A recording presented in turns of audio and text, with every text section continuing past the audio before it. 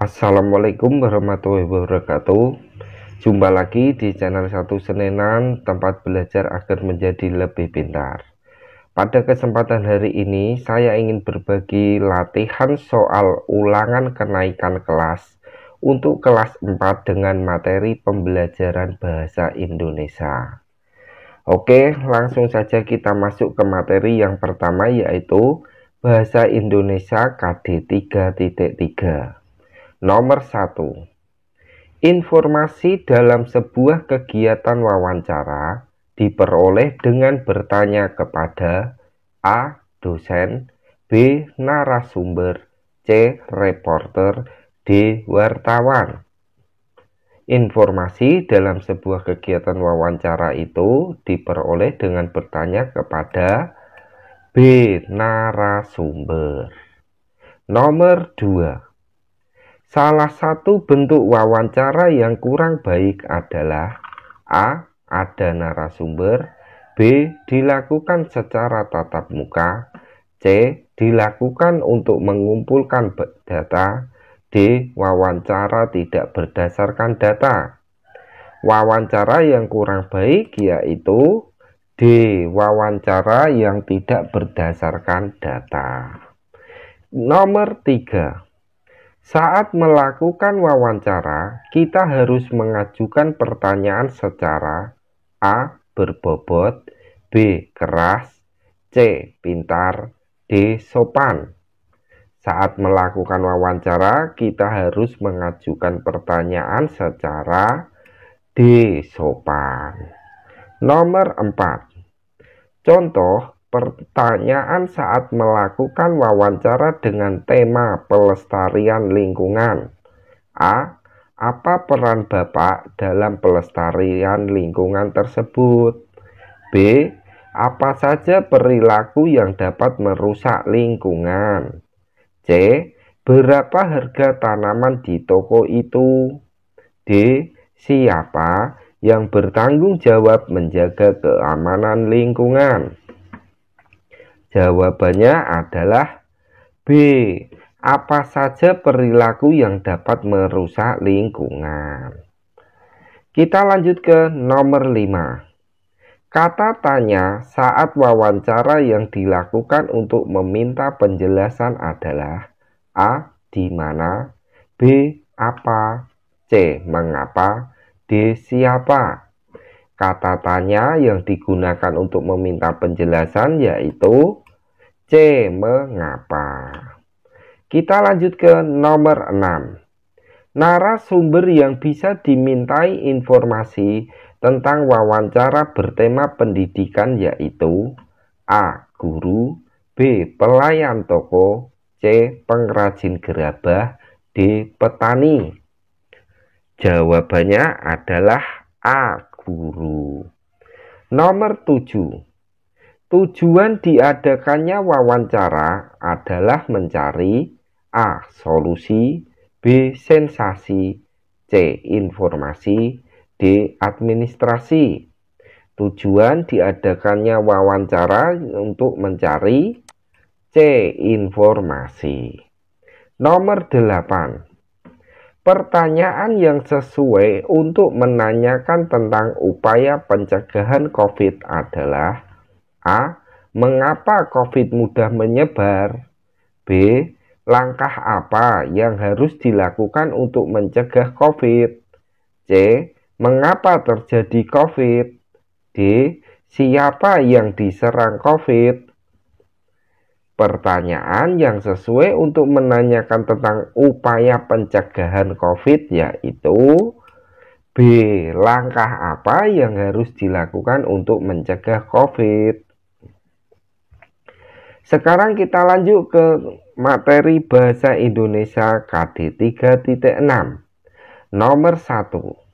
Fungsi tanda garis miring 2 ini untuk penggalan puisi adalah A. Berhenti sebentar, B. Berhenti agak lama, C. Berhenti lama sekali, D. Tidak berhenti. Jawabannya adalah B. Berhenti agak lama. Nomor 2. Tanda miring pada penggalan puisi digunakan untuk pengganti tanda A, B, titik, C, petik, D, seru. Jawabannya adalah A, karena untuk berhenti sebentar. Nomor 3.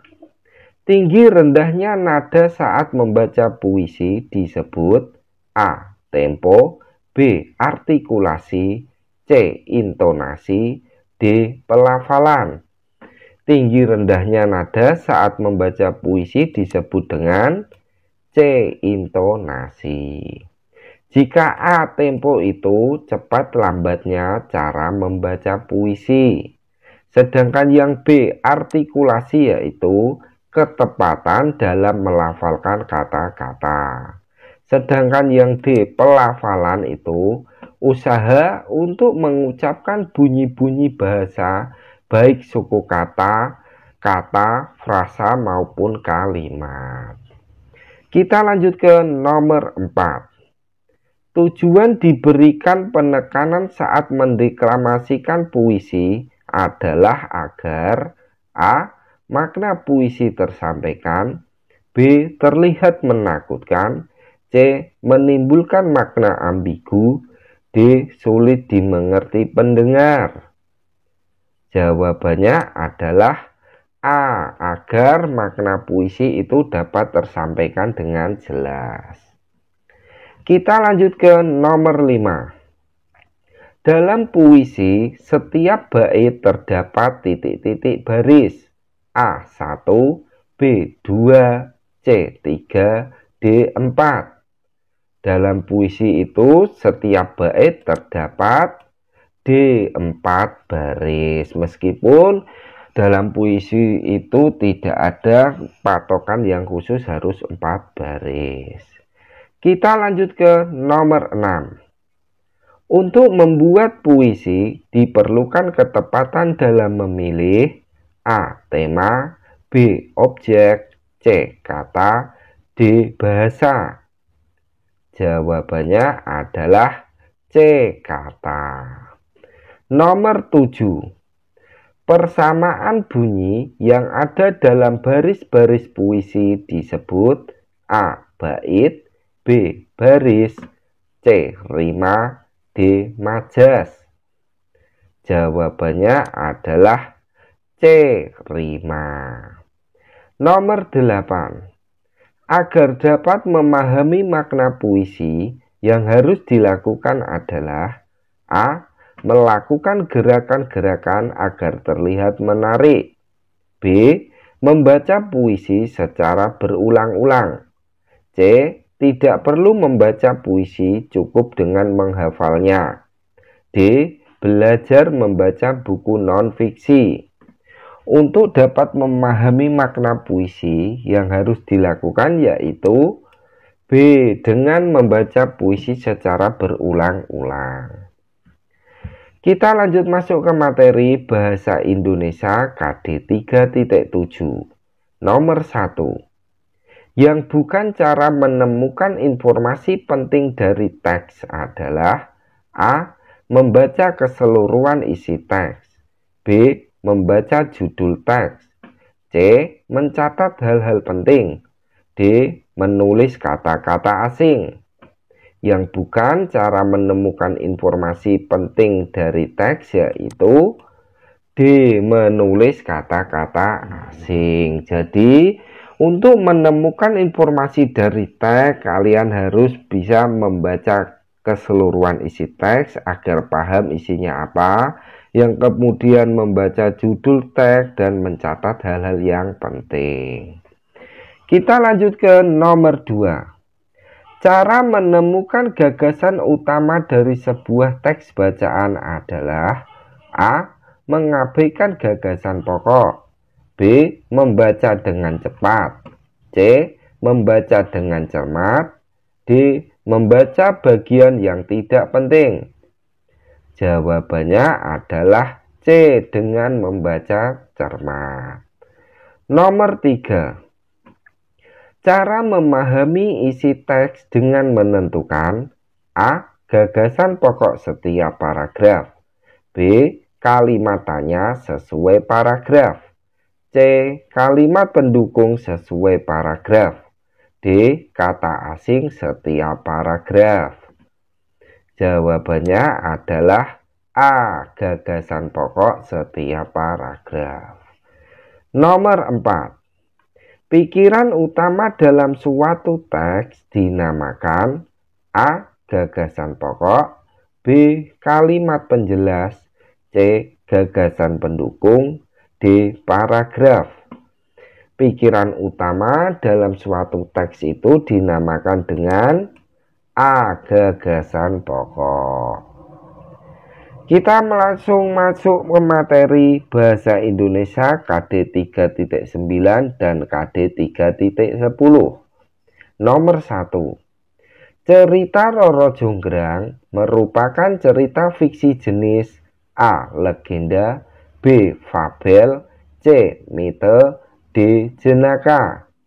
Cerita Roro Jonggrang itu merupakan cerita fiksi jenis A. Legenda. Jika fabel itu merupakan cerita yang mengisahkan dan menggambarkan hewan berperan seperti manusia. Yang C. Mite adalah cerita rakyat yang dipercayai masyarakat sebagai cerita yang benar-benar terjadi dan dianggap suci.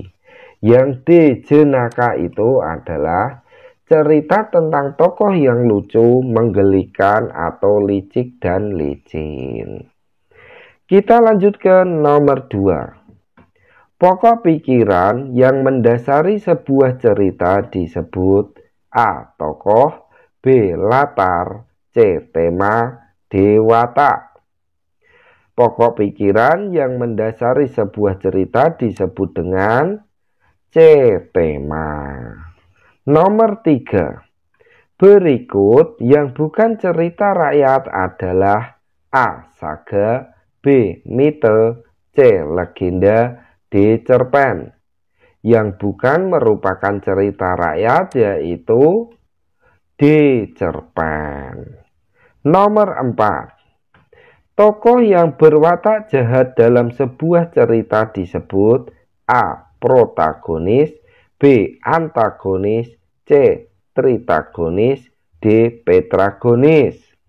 Di sini sudah ada keterangannya ya. Yang protagonis itu tokoh yang digambarkan baik dan memiliki sifat positif. Sedangkan tritagonis menggambarkan watak yang bijak. Jadi tokoh yang berwatak jahat dalam cerita disebut dengan tokoh B. Antagonis. Kita lanjut ke nomor 5. Tokoh yang mendukung keragaman tokoh utama adalah tokoh A. Antagonis, B. Protagonis, C. Tambahan, D. Utama. Tokoh yang mendukung keragaman tokoh utama yaitu tokoh C. Tambahan. Nomor 6. Tokoh yang menjadi lawan tokoh utama dalam cerita disebut A. Antagonis, B. Protagonis, C. Tritagonis, D. Sadis. Tokoh yang menjadi lawan tokoh utama yaitu disebut dengan A. Antagonis. Nomor 7. Tokoh yang tidak memiliki peran yang besar dalam cerita disebut tokoh A. Antagonis, B. Protagonis, C. Tambahan, D. Utama. Tokoh yang tidak memiliki peran besar disebut tokoh C. Tambahan. Nomor 8. Tokoh protagonis adalah tokoh yang mendukung cerita. Sedangkan tokoh antagonis adalah tokoh yang titik-titik cerita. A. Mengikuti, B. Melemahkan, C. Membela, D. Menantang. Jawabannya adalah D. Menantang. Kita lanjut ke nomor 9. Berikut ini contoh cerita rakyat dari Sumatera Utara adalah A. Danau Toba, B. Danau Maninjau, C. Telaga Warna, D. Raden Alit. Tokoh cerita rakyat dari Sumatera Utara yaitu A. Danau Toba. Nomor 10. Salah satu tokoh yang mengisahkan asal-usul daerah adalah A. Aladin, B. Cindelaras, C. Banyuwangi, D. Sopo dan Jarwo. Tokoh yang mengisahkan asal-usul untuk menjadi daerah disebut tokoh C. Banyuwangi. Nomor 11. Berikut adalah contoh cerita jenaka adalah A. Kancil dan Buaya, B. Sang Kuryang, C. Ratu Pantai Selatan, D. Lebay Malang. Contoh cerita jenaka yaitu A. Kancil dan Buaya. Nomor 12. Cerita yang ditulis berdasarkan khayalan atau imajinasi pengarangnya disebut A. Cerita fiksi, B. Cerita non-fiksi, C. Cerita rakyat, D. Cerita nyata. Tokoh yang ditulis berdasarkan khayalan atau imajinasi dari pengarangnya disebut dengan A. Cerita fiksi. Sekian dan terima kasih kalian yang sudah mampir di channel 1 Senenan. Semoga saat mengikuti ulangan kenaikan kelas ini bisa sukses selalu dan mendapatkan nilai yang baik. Amin.